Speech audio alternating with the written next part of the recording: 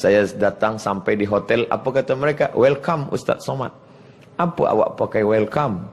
Well, baik, come datang. Baiknya waktu datang, waktu balik. Apa tak guna Assalamualaikum warahmatullahi wabarakatuh. Dan salam tidak hanya untuk orang hidup, untuk orang mati pun kita ucap salam. Maka kata Aisyah radhiyallahu anha, pesan Nabi, wahai Aisyah, bila engkau lalu di makam Baqi', ini Masjid Nabawi, sebelah kiri makam Baqi', bila lalu makam Baqi', jangan diam saja, ucapkanlah salam. Assalamualaikum ya ahlad diyar minal mu'minin wa inna insyaallah bikum lahiqun yarhamullahu mustaqdimin wal mustakhirin nas'alullaha lana walakumul afiyah. Oh, panjang Ustaz, ya. Tapi kami biasa diajar pendek saja. Apa dia? Assalamualaikum ya alal kubur. Okeylah daripada tidak sama sekali. Cari salam pada penghuni kubur, cari di internet, hafaz ulang-ulang balik. Assalamualaikum ya ahlad diyar minal mu'minin wa inna insyaallah bikum lahiqun yarhamullahu mustaqdimin wal mustakhirin nas'alullaha lana walakumul afiyah. Apa makna salam pada orang mati? Dia sudah mati, dia makan cacing tanah. Selamat engkau dari azab kubur. Selamat engkau pada titian shiratal mustaqim. Selamat engkau dari azab Allah. Selamat engkau masuk ke dalam syurga Allah. Tak putus hubungan kita, walaupun sudah berada di alam yang berbeza. Dia di alam barzakh, kita di alam dunia. Bainakuma barzakhul la yabghiyan. Di antara kedua alam ini ada pemisah. Dia tidak disebut dunia kerana dia sudah mati. Dia tidak disebut akhirat kerana dunia belum kiamat. Antara dunia dengan akhirat ada pemisah. Itulah dia alam barzakh. Maka salam dibagi kepada 3 bahagian. Salam yang pertama wajib dijawab. Semua menjawab salam. Itulah salam saya pertama di awal tazkirah tadi. Semua menjawab. Salam yang kedua tak boleh dijawab. Nanti salam imam sembahyang asar. Assalamualaikum warahmatullahi. Itu tak boleh kita jawab. Jangan kita jawab. Waalaikumsalam tuan imam. Salam yang ketiga, kita tak ingin mendengar jawabannya. Bila kita balik tengah malam, lalu di perkuburan Muslim, kita salam, Assalamualaikum ya halal kubur. Kita tak ingin mendengar jawabannya. Sebab bila dia jawab, Waalaikumsalam, kita pun tak sampai balik ke rumah. Silap-silap kita ikut dengan mereka sekali. Oleh sebab itu, maka salam ini. Ala adullukum, maukah kamu aku tunjukkan suatu amal yang ringan sahaja. Tapi bila kamu ucap, kamu akan berkasih sayang. Apa dia? Afshus salam. Tebarkanlah salam. Itu hanya ada dalam kita. La tabda'ul yahuda wan nasara bis salam. Kamu tidak boleh mengucapkan salam kepada Yahudi dan Nasrani. Mengapa tidak boleh? Kerana mereka tidak mendapatkan keselamatan dari api neraka. Jadi bila ada kawan sahabat jiran kita berkata, apa awak tak ucapkan salam pada saya? Saya mahu ucapkan salam pada kamu. Tapi bila kamu mahu ada sebutkan syarat. Apa syaratnya? Sebutlah password. Asyhadu an la ilaha illallah wa asyhadu anna Muhammadan Rasulullah. Maka kamu boleh menerima salam ini. Tapi bila tidak, maka kamu tak mendapatkan keselamatan. Maka selalu kita minta pada Allah, Allahumma inna nas'aluka salamatan fid din.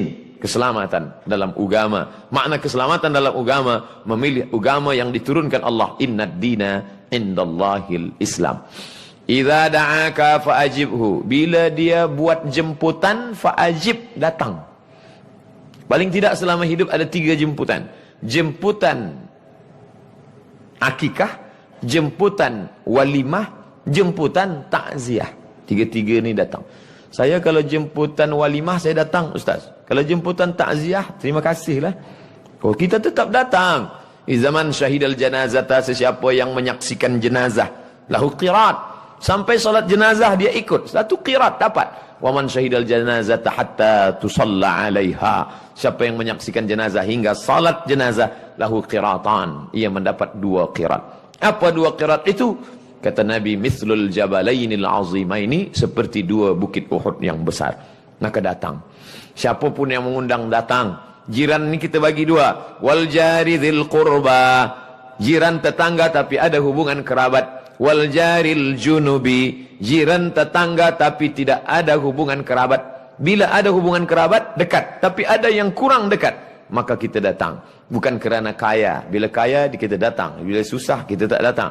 Bila dia ada kuasa, kita datang. Bila dia rakyat jelata, kita tak datang. Sebab bila kita mati, maka doa yang paling dekat adalah orang-orang yang berada di persekitaran kita. Inilah sahabat kita. Kata Imam Sufyan Ats-Tsauri, 40 rumah di hadapan, 40 rumah di belakang, 40 rumah di kanan, 40 rumah di kiri. Sebab rumah orang dulu di bawah. Mungkin zaman sekarang di Kuala Lumpur 40 rumah ke atas, 40 ke bawah. Itu juga adalah sahabat-sahabat kita. Bagaimana bila dia non-muslim? Dia tidak muslim, tak seakidah dengan kita. Dia adalah saudaramu dalam satu kemanusiaan. Walaupun engkau bukan saudaraku dalam satu akidah keyakinan, tapi mungkin engkau saudaraku dalam satu kemanusiaan. Sama-sama hamba Allah. Suatu ketika sakitlah Imam Al-Hasan Al-Basri.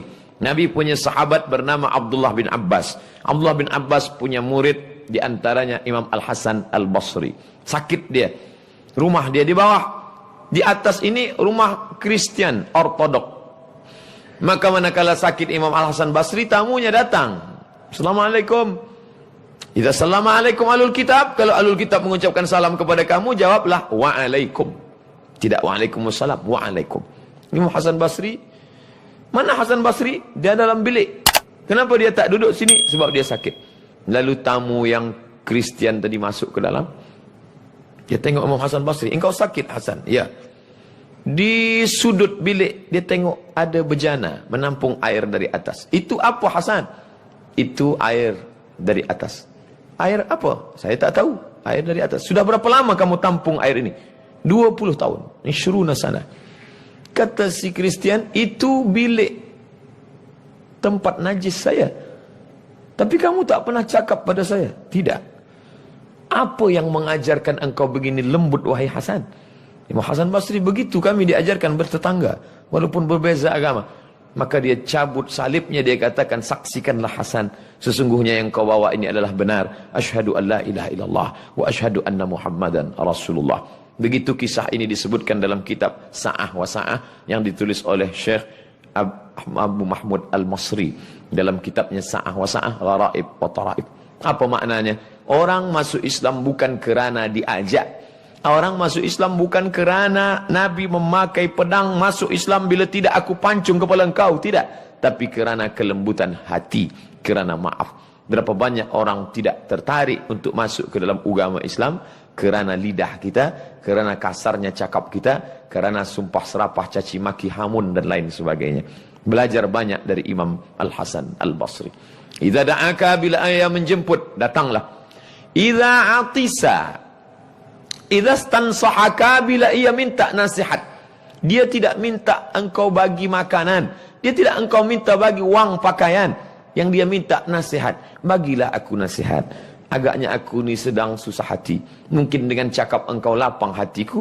Fastansah. Idza stansahaka, bila dia minta nasihat, fansahlah, maka berilah dia nasihat. Berapa banyak kata-kata yang baik meringankan beban.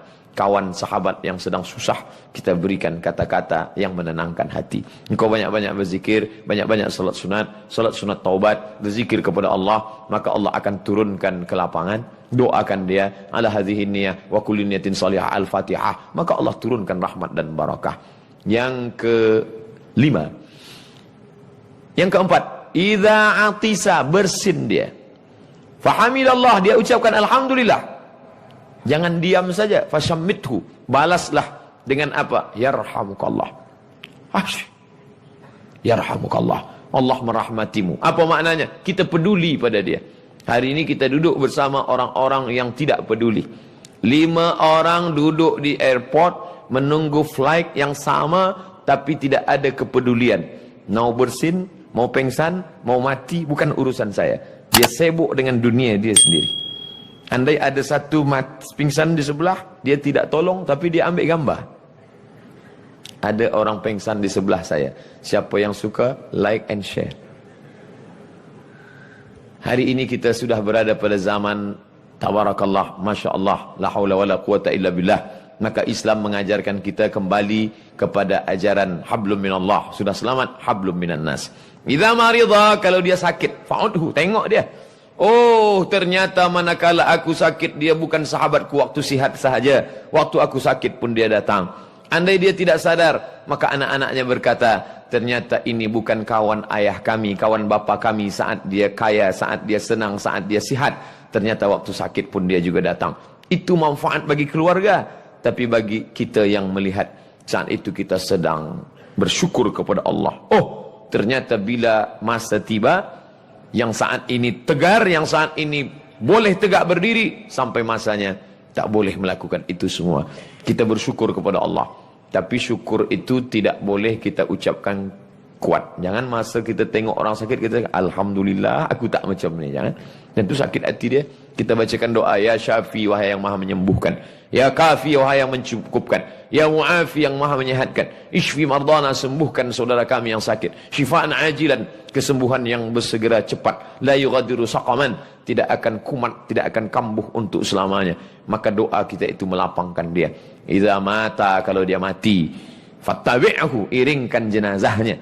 Bila ada orang mati, kita ada ambil peduli, kita iringkan jenazahnya sampai ke pemakamannya. Pandang, inilah rumah yang tak pernah kita pandang, tak pernah kita lawat, tak pernah kita tengok. Tapi sampai masanya kita juga akan ikut dan masuk ke dalamnya. Yatsba'ul mayyita salasun, yang mengiringi jenazah itu tak banyak, hanya 3 sahaja. Maluhu, hartanya. Ikut harta, kereta yang besar, yang mewah, yang mahal, ikut mengiring. Tapi hanya sampai ke parking saja. Selepas itu dia akan balik ke tempat semula. Ahluhu, anak, isteri, keluarga, sahabat, kawan, semua ikut mengiring. Tapi hanya sampai ke tempat keramaian. Selepas itu dia pun akan juga kembali. Wa yabqa wahidun, yang tinggal cuma satu. Wa amaluhu, amal. Kalau pernah engkau sapu kepala anak yatim, itulah yang akan menolong di hadapan Allah. Kalau pernah kaki dilangkahkan ke surau, ke masjid, itulah yang akan menolong di hadapan Allah. Kalau pernah bangun di tengah malam usolli sunat tahajud raka'ataini lillahi ta'ala, itulah yang akan menolong di hadapan Allah. Kalau pernah mulut ini berkata subhanallah walhamdulillah wa la ilaha illallah wallahu akbar, itulah yang akan menolong. Yauma yafirrul mar'u min akhihi, saudara kandung tidak boleh menolong. Wa ummihi, ibu kandung tak boleh menolong. Wa abihi, ayah kandung tidak boleh menolong. Wa sahibatihi, istri, suami tidak boleh menolong. Wa bani, anak-anak, buah hati bulayan jiwa pun tak boleh menolong. Walaqad ji'tumuna furada, kamu akan datang sendirian. Kama khalaqnakum awwala marrah, sebagaimana dulu kamu datang sendirian, lahir sendirian ke dunia ini, kamu pun akan datang menghadap aku sendirian. Itu hanya kita dengarkan dari tazkirah. Berapa banyak tazkirah tidak masuk ke telinga, tapi ada tazkirah yang tidak bersuara, tazkirah yang tidak ada tulisan, tapi langsung terus mata kita direct menyaksikan. Wa kafa bil mauti wa'iza, cukuplah kematian sebagai nasihat. Ada nasihat yang disampaikan Tuan Khatib hari Jumat, tidak masuk ke telinga kita, kerana saat khatib bersuara menggelegar, di situ pula kita bersuara di bawah menggelegar. Ada nasihat yang tidak masuk ke telinga kita, kerana kita sibuk memikirkan dunia. Tapi ada nasihat terus saja langsung ke mata kita, dia tidak bersuara, menyaksikan jenazah, tutup penutup wajahnya, buka, pandang baik-baik, pucat, pasi, putih, tak berdarah. Kemana dia akan pergi? Dulu dia dimuliakan. Mari kita dengar tazkirah yang akan disampaikan Al-Mukarram Tuan Haji Abdul Samad. Sampai masanya ruh keluar dari jasad, orang tak lagi menyebut Al-Mukarram. Siapa dia? Almarhum Abdul Samad. Sampai masanya, maka apa kata dalam syair, jangan mahu disanjung-sanjung, engkau digelar manusia agung, sadar diri, tahu diuntung, jasad terbujur, keranda diusung. Saat itu tak ada, semuanya tinggal. Yang engkau cari pergi dan petang, maka akan tinggal diwarisi oleh anak dan istri. Kalau mereka soleh, mereka akan berdoa, Rabbi firli wali walidayya warhamhuma kama rabbayani shaghira. Maka jangan pernah lupa mendoakan. Imam Syafi'i salat subuhnya berkunut, Allahumma hdina fi man hadait. Imam Hambali tidak berkunut. Itulah mengapa kita di Makkah, di Madinah tidak ada kunut. Ustaz Somad, mengapa kami di Masjidil Haram, Masjid Nabawi tak ada kunut? Kerana Saudi Arabia bermazhab Hambali. Yang sekarang Raja Salman bin Abdul Aziz, raja pertamanya ayah dia Abdul Aziz. Salman menggantikan saudara kandung dia bernama Abdullah bin Abdul Aziz, menggantikan saudaranya bernama Fahad bin Abdul Aziz, menggantikan saudaranya bernama Khalid bin Abdul Aziz, menggantikan saudaranya bernama, itulah dia Faisal bin Abdul Aziz, menggantikan saudaranya bernama, itulah dia Su'ud bin Abdul Aziz, menggantikan ayah mereka yaitu King Abdul Aziz. Mereka ini bermazhab Hambali. Apakah kerana berbeza pendapat lalu kita berkelahi? Tidak. Imam Hambali tidak berkunut, Imam Syafi'i berkunut. Tapi apa kata Imam Hambali? Da'autu lisyafi'i fi salati 40 sanah. Aku mendoakan Syafi'i dalam sembahyangku 40 tahun. Rabbi fili wali walidayya wali Muhammad bin Idris Asy-Syafi'i. Ampunkan aku, ampunkan ibu bapaku, ampunkan Imam Syafi'i. Maka andai selepas tazkirah ini saya akan kembali, esok hari saya akan ke Terengganu, hari Ahad saya akan ke Seremban Negeri Sembilan, hari Ahad siang saya akan kembali ke Riau, Sumatera. Putuskah hubungan saya dengan sahabat-sahabat, saudara-saudara saya di Bank Rakyat? Tidak pernah putus. Di mana kita berhubungan? Kita tetap berjumpa dalam doa. Berjumpa dalam doa, di YouTube juga berjumpa insyaAllah. Doakan Ustaz. Apa doanya? Ustaz Somad, kami nak pergi ke Makkah, haji dan umrah. Ustaz nak bagi titip, nak pesan doa apa? Saya bagi saja satu doa. Apa doanya Ustaz? Matikan Abdul Somad dalam husnul khatimah. Sekarang Ustaz, jangan. Biarlah agak sempat beramal dulu. Tapi kematian bukan kuasa kita. Berapa banyak orang yang disangka akan mati. Bahkan doktor sudah berkata, awak nampaknya tak lama lagi. Tinggal 2 Jumat lagi, gol. Tapi kata Allah, tidak. Tapi berapa banyak orang yang menyangka dia sihat walafiat. Iza jaa ajaluhum, kalau ajal sudah tiba, la yastakhiruna sa'atan, tak dapat ditunda walau sesaat, wala yastaqdimun, tak pula dapat dipercepat walaupun sesaat. Itu sudah ditetapkan Allah Subhanahu wa taala. Bagaimana dengan orang-orang yang tak peduli kepada kawan sahabat, angkuh dan sombong? Yang penting aku kepada Allah, yang penting saya sudah baik kepada Allah, yang penting saya sudah tawaf, sudah sa'i, sudah tahallul, sudah haji. Adapun kepada orang tidak peduli. Ya'ti yaumal qiyamati, ada orang yang datang menghadap Allah pada hari kiamat bi salatin, salatnya banyak. Wa siyamin, puasa sunat banyak. Senin Khamis. Puasa Ayyamul Bait 13, 14, 15. Puasa yang 6 hari di bulan Syawal. Puasa Nabi Daud banyak. Wa zakatin, zakatnya banyak, infaknya banyak, dermanya banyak. Tapi ternyata syatama hadza, lidahnya tajam mencaci maki, sumpah serapah hamun. Wa safaka dama hadza, menumpahkan darah si fulan. Wa qadhafa hadza, menuduh si fulan tanpa bukti. Tuhmah, fitnah. Maka apa kata Nabi SAW? Ukhidat hasanatuhu, diambil pahala solatnya, diambil pahala hajinya, diambil pahala sedekahnya. Turihat, lalu kemudian diberikan kepada orang-orang yang dulu dia aniaya, dia zalimi. Faniyat hasanatuhu, habis amalnya. Tapi orang masih lagi ramai ingin menuntut. Ukhidat khatayahum, diambil dosa mereka. Summa turihat ilaihi, dicampakkan kepada dia. Summa turiha fitnar, lalu dia dicampakkan ke dalam api neraka jahanam. Inilah orang yang masuk neraka bukan kerana berzina. Inilah orang masuk neraka bukan kerana rasuah. Mereka masuk ke dalam neraka Allah kerana tidak menjalin hubungan hablum minan nas. Oleh sebab itu saya biasa di akhir tazkirah, puan-tuan sekalian, bila ada kata tak berkenan di hati, maafkan saya. Maukah tuan-tuan maafkan saya? Mahu. Semua berkata mahu. Itulah cara minta maaf kepada orang banyak. Daripada kita salam satu-satu, mohon maaf. Maka jamaah haji juga begitu. Bila dia nak berangkat ke tanah suci, dia kumpulkan semua jiran, tetangga, sahabat, kerabat, lalu dia bagi makan. Lepas makan, minum. Lepas itu, makan buah-buah, makan kuih-kuih. Selepas itu baru dia tanya, saya selama ni banyak silap salah, maukah Tuan memaafkan saya? Tentu orang dah kenyang. Mau. Begitulah cara kita meminta maaf. Tapi ada sesuatu yang tidak boleh kita beri dengan maaf, tapi mesti kita bayar. Apa dia? Dain, hutang. Hutang piutang.